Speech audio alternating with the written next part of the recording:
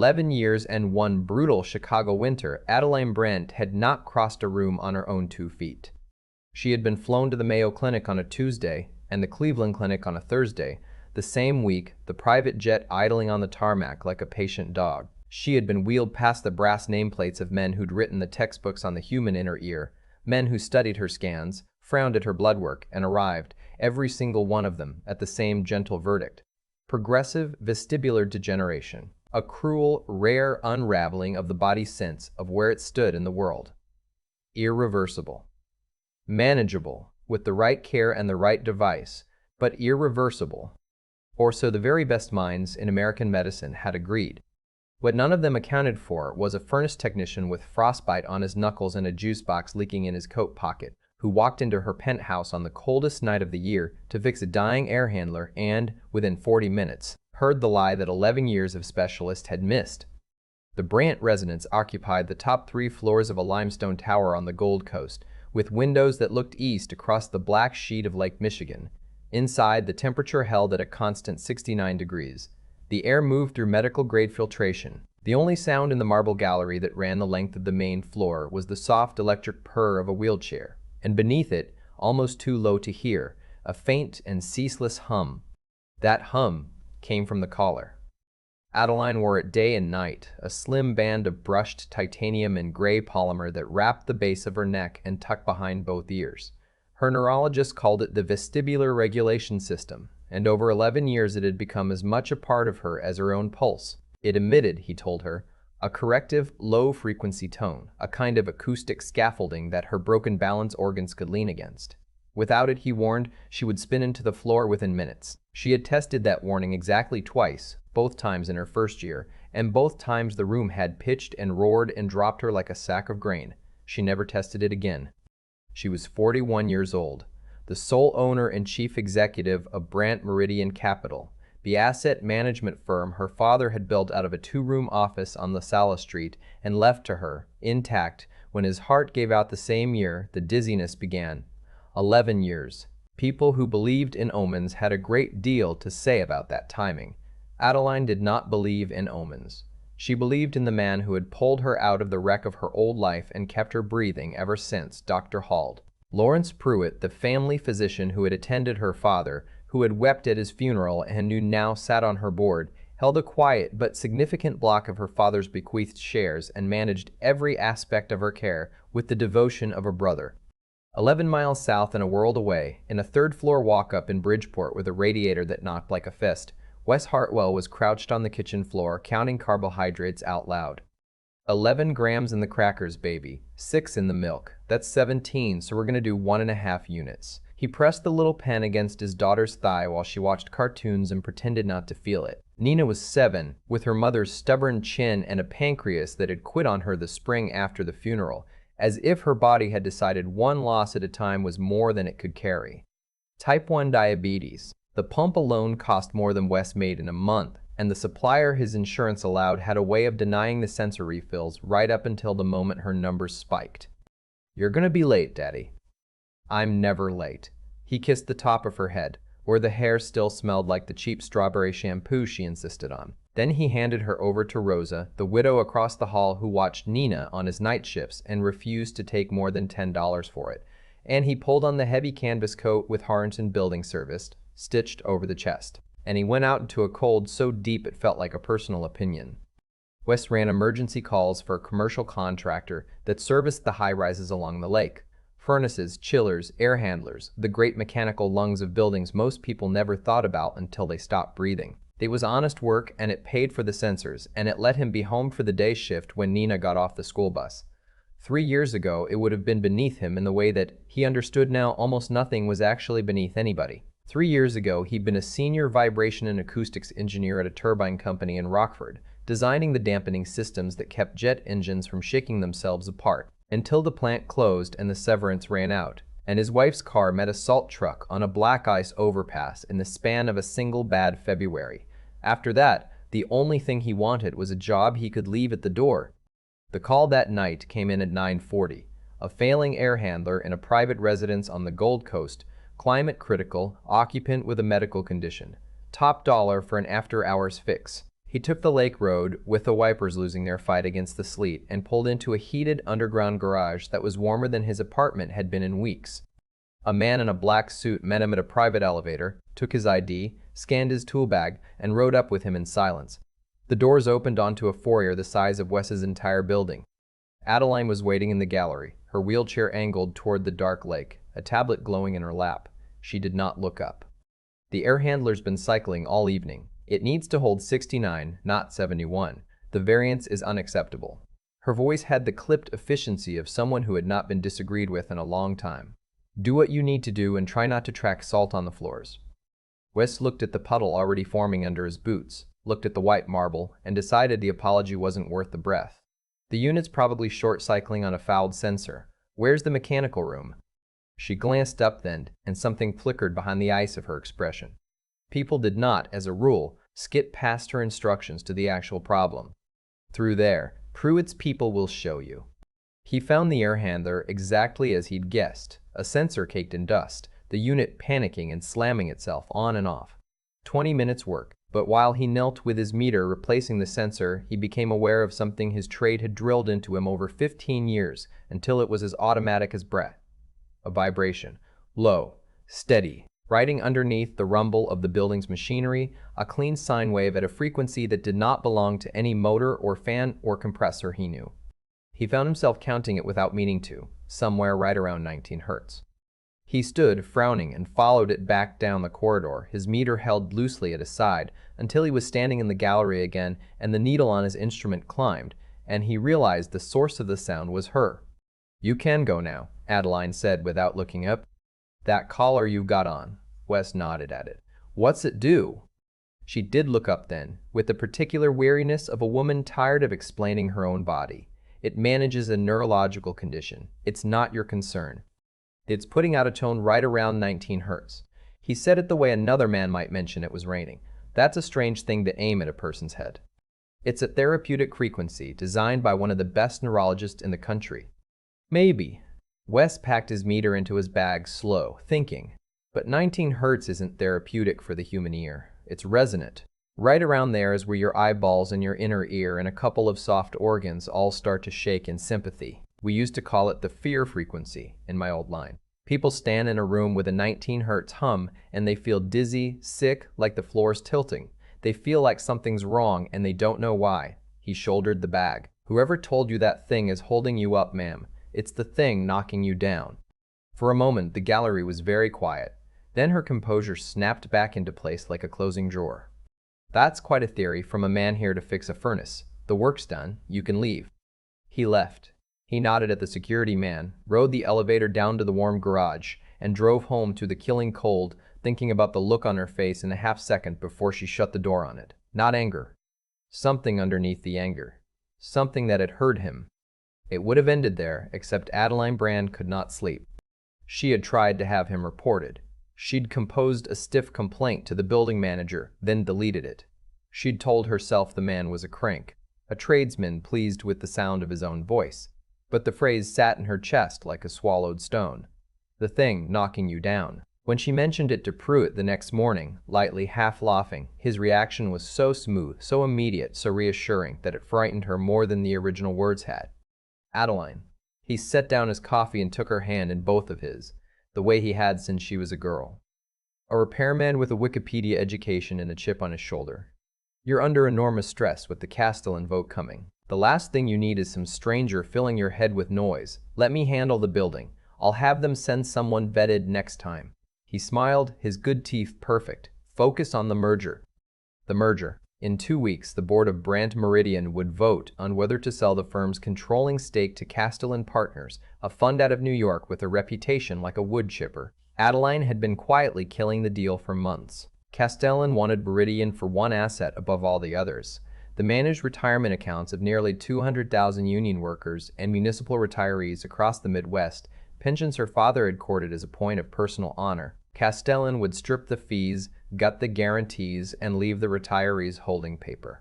She would never sign it. But Pruitt, who controlled a wall of proxy votes and had begun, gently, in board meetings to wonder aloud whether his patient's deteriorating condition was affecting her judgment, seemed determined that she would. That night, she sent her own car and driver to a building services dispatch in Bridgeport with a note and a $100 bill and a request for the technician named Hartwell to do a thorough acoustic survey of her residence's mechanical systems. It was a thin excuse, and she knew it. Wes knew it too. He came anyway. For the next week, he came every other evening, ostensibly tracing a phantom vibration through the building's bones, actually doing something neither of them said out loud. He refused to handle her like porcelain. When she was sharp, he was sharper. When she complained about being cold in a tower she'd sealed herself inside, he asked her whose decision that had been. She found, to her own bewilderment, that she looked forward to the salt on the marble and the smell of cold air that came off his coat. She learned he'd built dampening systems for jet engines. She learned about Nina and the pump, and the denied refills, and she felt a thing move in her she had assumed was long dead. And then, on the 8th night, she made a mistake. She let him into the room where Pruitt kept his equipment. It was meant to be a therapy session, the weekly recalibration of the collar. Pruitt was there with a technician, the device off her neck for once and clamped into a docking cradle on the table, its housing open, a service tablet displaying its inner life in green schematics. Wes stood in the doorway with his meter, and his eyes went to the screen, and Adeline watched the color leave his face. "Turn that off," Wes said. Pruitt looked up, mildly. "I'm sorry?" That signal, the output curve. Wes crossed the room, ignoring the technician's outstretched arm, and put his finger an inch from the screen. "You've got it driving a primary tone at 19 Hz with a phase-locked secondary up around the vestibular resonance band. That's not stabilizing anything. There's nothing to stabilize. You take a healthy inner ear and you pump that into it 18 hours a day, and the brain stops trusting its own balance. It learns to fall. You haven't been treating her. You've been training her body to come apart." He turned and his voice dropped, and he spoke to Adeline directly. "And look at the contact pads. Those aren't electrodes. Those are reservoirs. There's a delivery membrane on the skin side. Whatever's in there is going into your neck every hour of every day." "Get him out," Pruitt said, and his voice had changed. The warmth was gone from it the way heat leaves a room when a door opens onto winter. "Garrett. Now." Two of the security men had Wes by the arms before he finished his sentence. "Take the collar to a real lab," Wes called over his shoulder as they hauled him backward through the door. "Any lab that isn't his. Have him test what's in those pads. That's all. Just test it." The door closed on the rest. Pruitt smoothed his tie and turned to Adeline with an expression of profound, fatherly sorrow. "I am so deeply sorry you had to hear that. The man is unwell, Adeline. Obsessive. I'll see he never comes near this building again." He picked up the collar and fitted it back around her neck himself, his fingers gentle, the familiar hum settling over her like a blanket she had stopped being able to live without. "Don't give his ramblings another thought." "I won't," Adeline said. She lay awake that night in the dark with her hand at her own throat. The collar was warm. It was always warm. She'd assumed for 11 years that the warmth was the electronics. Now, with one fingertip, she found the contact pad where it pressed beneath her ear, and she traced the seam of it and felt, under the polymer, the faint give of a membrane. Soft. Saturated. She pressed her thumbnail into it, and a coldness spread across her skin. A numb chemical cold she had felt 1,000 times and never once questioned. She did not sleep. At 3 in the morning, she dragged herself from the bed into her chair, and she rolled to the study. And she did something she had not done since her 20s at her father's knee, when he taught her how the firm's systems were built, so that no man could ever lie to her with numbers. She went around Pruitt's medical dashboard, into the raw service logs of the device, into the patent registry behind it. It took her until dawn. The device was patented under a holding company in Delaware, whose only officer was a name 2 layers removed from Lawrence Pruitt. And the specification, when she finally found the original engineering document, did not describe a corrective therapy. It described in clean technical English an induction protocol, a primary infrasonic driver tuned to vestibular resonance, a transdermal reservoir loaded with a slow ototoxic compound, a derivative of a class of drugs known to permanently dull the balance nerves at high exposure and to suppress them, reversibly at low. Reversibly. Adeline sat in the gray light with the patent glowing on the screen and understood, all at once, the full architecture of her own cage. The crash 11 years ago, the spinning that had dropped her on the day of her father's funeral, the first attack that had sent her to the first specialist. It had never been a disease. It had been a dose. Pruitt had not failed to cure her balance. He had been quietly, expertly, patiently dismantling it year after year, dialing her dependence to exactly the level that kept her in the chair and kept his proxies in his pocket and kept the door open for the day he could sell her father's life's work to the wolves and call it mercy. For 3 days, she did not leave her rooms. She told the staff she had a migraine and a deal to close and was not to be disturbed. In truth, she had taken the collar off and thrown it across the room, and she was at war with her own body. The withdrawal was a kind of violence she had no words for. With the toxin clearing and the infrasound gone, the dormant nerves at the root of her ears came roaring back online all at once, flooding her brain with 11 years of signal it had taught itself to ignore. The world heaved. Her stomach turned itself inside out. She lay on the floor of her bathroom with a towel jammed in her mouth so the staff wouldn't hear her, sweating through her clothes, her vision smearing, every cell in her screaming that she was falling even as the cold tile held perfectly still beneath her cheek. She could not call another doctor. She did not know which ones were his. She could not call the police. She had a stack of printouts that any competent lawyer would dismiss as the fantasy of a sick, grieving woman whose own physician held her medical proxy. She was alone in a glass tower above a frozen lake, and the only person on earth who had told her the truth had been dragged out of her house by men who answered to the man trying to kill her. On the third night, the storm came.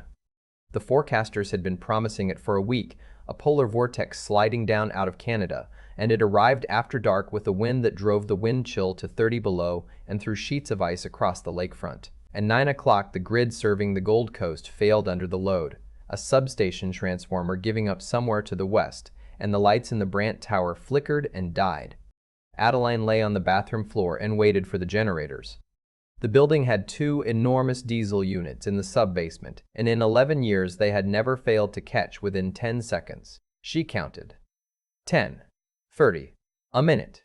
2. The dark stayed dark and the silence stayed total, and into that silence came the slow, sick understanding that the generators had not failed. They had been made to fail. Pruitt monitored her vitals through the collar. When her signal had gone flat 3 days ago, when she'd thrown the device across the room, he would have known exactly what it meant. He had simply been waiting for the weather to give him cover. The electronic locks, in a power failure, defaulted to seal. She was trapped in a freezing tower, unable to stand, 3 days into a withdrawal that had her body convinced the floor was a wave. Across the city, in a third-floor walk-up where the radiator had gone cold and Nina slept buried under every blanket they owned, Wes Hartwell stood at the window watching the storm eat the skyline. He had not stopped thinking about the green schematic on Pruitt's screen. He had told himself it wasn't his business, that he'd done what he could, that a man with a sick kid couldn't go to war with a billionaire's doctor. But he knew buildings, and he knew that the towers along the lake ran their whole nervous systems on power, locks, and air and medical equipment, all of it. And when the grid map on his phone bled dark across the Gold Coast, something dropped through the floor of his stomach. Rosa. He shook the old woman gently where she dozed in the armchair. I have to go out. In this? Wesley, it's the end of the world out there. I know. He was already pulling on the coat, already pocketing the heavy flashlight and the pry bar from his tool bag. Stay with Nina. If she dips, the juice is in the door of the fridge. I'll be back before she wakes. It took him 50 minutes to cross a city gone white and abandoned, his truck fishtailing on streets no plow had touched, and when he reached the tower, the garage gate stood dead and dark, and the lobby doors were sealed. He went around to the service entrance on the alley where he'd hauled his gear in all week, and he knew the mechanical override because he'd traced it himself 2 nights ago. He cranked the manual release, forced the door, and went up the emergency stairwell with his flashlight in his teeth. 31 floors, his breath tearing, until he reached her level and found the door to the residence locked solid. He wedged the pry bar into the seam and put everything he had against it. The frame split on the 3rd heave.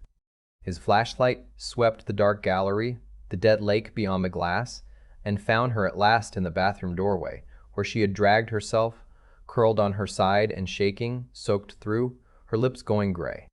Hey, it's me. It's Wes. He dropped to his knees and stripped off his coat and wrapped it around her, the warmth of his own body still in it. The power's out. Where's your emergency medication? No, she got out, her hand fisting in his shirt. No more of their medicine. You were right. The collar. He's been... Her teeth chattered too hard to finish. He's been keeping me sick. He sent men. The generators. Wes went still. He looked at the gallery, at the deadlocks, at the storm, and he understood it the same way she had, all at once, the whole black shape of it. He slid his arms under her shoulders and her knees. Okay, we're not going to a hospital, not one anywhere near him. Hold on to my neck, on 3. It hurts, she whispered, and it was not a complaint, it was a confession, the first fully unguarded thing she had said to another human being in 11 years. When you lift me, everything spins. I feel like I'm falling.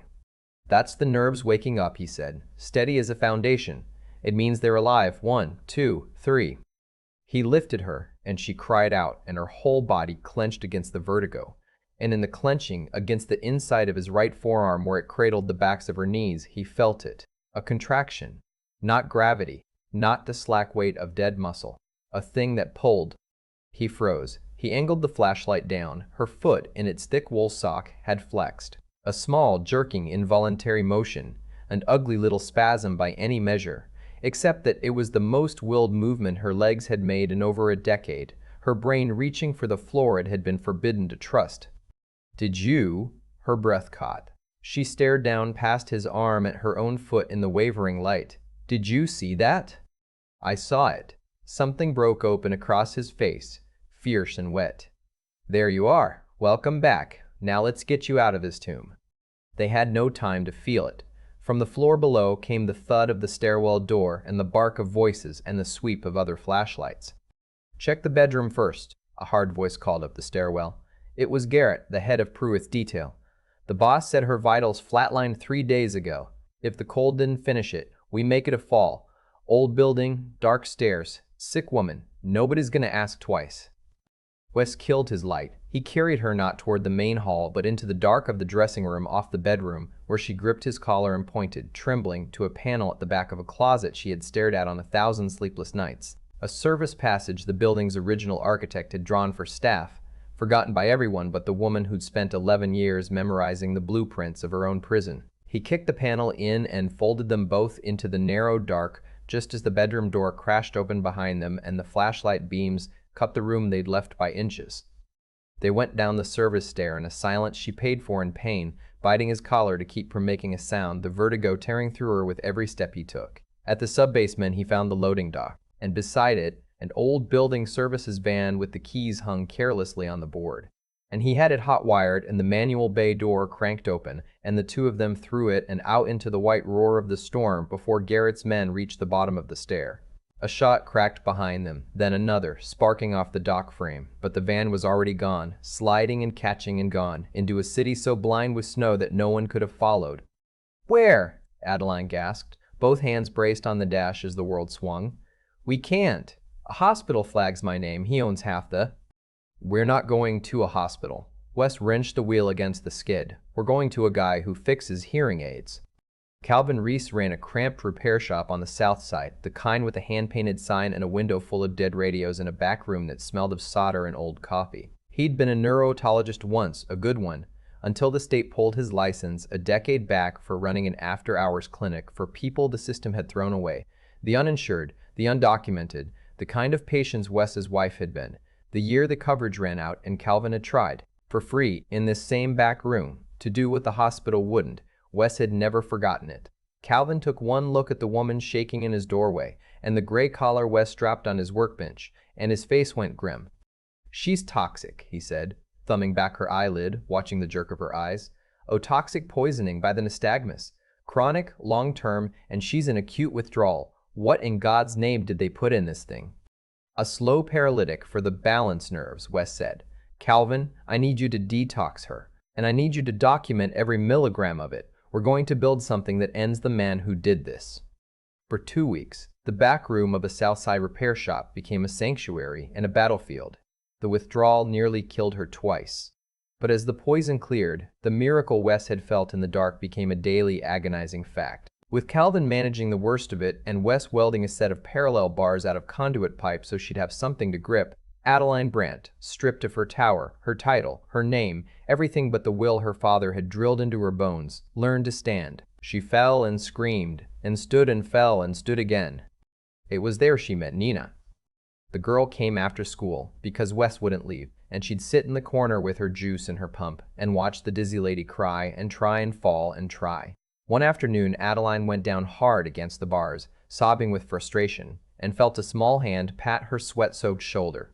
"My dad says when something's shaking too hard, you don't hold it tighter," Nina said, very seriously. "You give it something steady to lean on. You're doing real good, Miss Adeline." Adeline looked at the child, at the pump clipped to her waistband, at the supplier label she recognized, because she knew exactly which subsidiary of which fund denied exactly those refills to boost exactly those quarterly numbers. She had signed off on the algorithm herself, years ago, in a meeting she barely remembered. "Nina," she said hoarsely, "when your dad makes a promise, does he keep it?" "Always," the girl said. Across the room, Wes was hunched over Calvin's ancient computer, mapping the chemical breakdown of the toxin into something a jury could read. He had risked his job, his freedom, and the only family he had left for a woman who told him to mind the salt on her floors. "Then I'm going to make you one too," Adeline whispered. "Everything's going to change." The boardroom of Brandt Meridian Capital sat on the 44th floor with the whole gray sweep of the city behind the glass. 18 days after Adeline Brandt vanished into the storm, the board convened to mourn her and bury the firm in the same hour. At the head of the long table stood Lawrence Pruitt in a charcoal suit, his silver hair perfect, his expression arranged into a masterpiece of dignified grief. "My friends," he said, his hand pressed to his heart, his eyes lowered to the empty chair at the table's far end. "It is with a breaking heart that I address the question we have all been afraid to speak. Adeline has been missing for 18 days, in the worst storm in a generation. The authorities have done all they can," a murmur went around the table, "as her designated medical proxy, and as a steward of her father's legacy. The bylaws are sadly clear. I must step in as interim chief executive, and my first act, to protect this firm's future, is to approve the Castellan transaction. We vote now." "The only thing you're approving, Lawrence, is your own arraignment." The voice was not loud. It cut the room like a wire. Every head turned to the double doors. Adeline Brandt stood in the opening, not in her chair, not wearing the collar. She leaned on a pair of plain aluminum forearm crutches, her legs shaking visibly under a sharp navy suit from the sheer effort of holding her own weight, her spine straight as a plumb line, her eyes fixed on Pruitt with the flat attention of a thing that has finally cornered the thing that hunted it. Beside her, broad and unmovable in a clean second-hand suit, stood Wes Hartwell with a scarred case in his hand. The blood drained from Pruitt's face until he looked like a candle in a warm room. "Adeline, you're alive, we were told." "You hoped," she corrected, and took a step. The rubber tip of the crutch struck the floor. Clack. Then the other. Clack. The sound was enormous in the silence. Wes walked at her shoulder with his hands hovering near her elbows, ready to catch her, and never once touching her, because she had asked him not to, because she needed every man in that room to watch her cross the floor on her own. She reached the far end of the table, gripped the back of her empty chair, and looked down its length at the people who had been about to sell 200,000 pensions for a bonus. "There will be no sale to Castellan," she said, "and as of this moment, Lawrence Pruitt is removed from this board, his patents are forfeit, and he is going to spend the rest of his life answering to the FBI for attempted murder, fraud, and 11 years of medical torture." "She's clearly unwell," Pruitt cried, his voice cracking, the polish gone. "Look at her, she can barely stand. This is a psychotic episode she's been offered." "I'm standing well enough," Adeline said, "to watch you fall." Wes set the case on the mahogany and snapped it open. He laid the gray collar in the center of the table, and beside it a brick of documents an inch thick. "My name is Wes Hartwell, 15 years of vibration and acoustics engineer. This device, which Dr. 10 years of acoustics engineer. Pruitt designed and patented through a shell company in Delaware, was built to do the opposite of what he told her. It drives an infrasonic tone at the resonant frequency of the human balance system, and through these contact pads it delivered a slow ototoxic agent into her bloodstream every hour for 11 years. He didn't fail to cure her. He manufactured her illness, and he metered it, and he kept her in that chair to control her votes and sell this firm out from under her. It's all here. The chemistry, the schematics, the money trail to the Cayman account." The board members surged for the documents, and as they read, the horror moved across their faces like weather.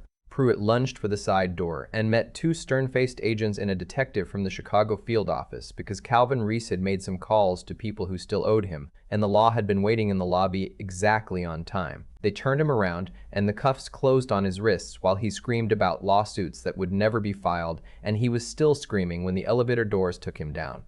Adeline lowered herself into her father's chair, feeling the white-hot ache in her thighs, the glorious pain of muscle that was alive. She looked at the terrified faces around the table. "Now," she said, "if everyone would take their seats. We have a firm to rebuild, and the first order of business is dismantling the claims denial system at our insurance subsidiary. Personally, it took a year for the dust to settle.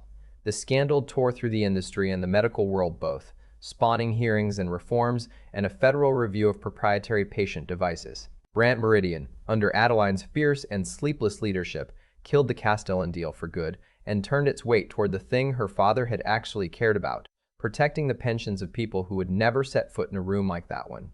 She sold the tower on the lake. She bought a low, wide farmhouse out past the suburbs, all morning light and open rooms in a yard with not a single staircase in it. On a bright Sunday in early summer, she sat on the back porch with a cane resting against her chair.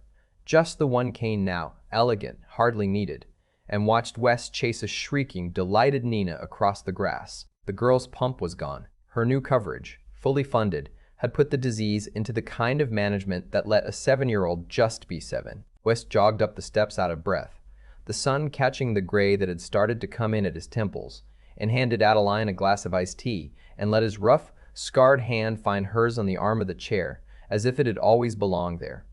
"I pulled the telemetry off your gait sensors this morning," he said, looking out at his daughter. 96% recovery. Structurally speaking, Ms. Brandt, you're sound." She leaned her head against his shoulder, against the solid, honest weight of the man who had heard the lie that 11 years of experts had missed, simply because he'd been listening for it. "Well," she said, and laced her fingers through his, "I had a good engineer." The world had told Adeline Brandt that her body was broken beyond mending, and the world had been wrong because the people paid to look had stopped looking, and the one man who looked had nothing to gain by it but the truth. Her money had not saved her. Her name had not saved her. Her name had not saved her. What saved her was a tired man on the coldest night of the year who refused to drive past a dark building and who knew, the way some people simply know, that a sound aimed at a person in the dark is rarely there to help them stand. What gets me every time I sit with this story is how close Adeline Brandt came to dying inside a truth nobody bothered to question. 11 years. The best clinics in the country looked at her and saw a diagnosis instead of a person, and once they signed off on it, they stopped looking. That's the part I can't shake. The cruelty didn't come from strangers. It came from Lawrence Pruitt, the one man she trusted most, the one who held her hand at her father's funeral. He didn't fail to cure her. He built the cage, dosed it carefully, and called it care. Greed wearing the face of devotion is the most dangerous thing I know, because it asks for your gratitude while it robs you blind. And here's the thing about cause and effect that this story makes plain to me. Pruitt's lie held for 11 years not because it was perfect, but because everyone around Adeline chose comfort over honesty. The chain only broke when one man refused to stay quiet. Wes Hartwell had every reason to keep his head down. A sick kid, a thin paycheck, a city that had already taken his wife and his career. Nobody would have blamed him for fixing the furnace and going home. But he heard something wrong and he said so out loud to a billionaire knowing it would cost him. That's not a small thing. That's a person deciding that what's right matters more than what's easy, and I think most of us underestimate how rare and how powerful that single decision is. I keep coming back to 3 things those 2 people had that I want more of in myself. Wes had the kind of sharp, trained mind that doesn't just look. It understands the patience of 15 years learning how things really work, so that a 19 hertz hum couldn't hide from him. Adeline had a backbone I can barely imagine, lying on a cold floor for 3 days while her own body screamed, refusing to quit, learning to stand on legs that had forgotten how. And underneath both of them ran something simpler and rarer than either, a plain, stubborn decency, the refusal to look away from a wrong once you've seen it. You can't fake those qualities, and you can't borrow them in the moment you need them. You build them quietly, on ordinary days, long before the storm hits. So I try to pay attention the way Wes paid attention.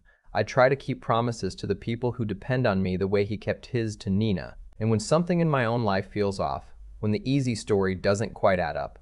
I try to find the courage to say so, even when staying silent would be far more comfortable. Because the truth, as Adeline learned, has a way of waiting in the dark for exactly one person brave enough to turn on the light.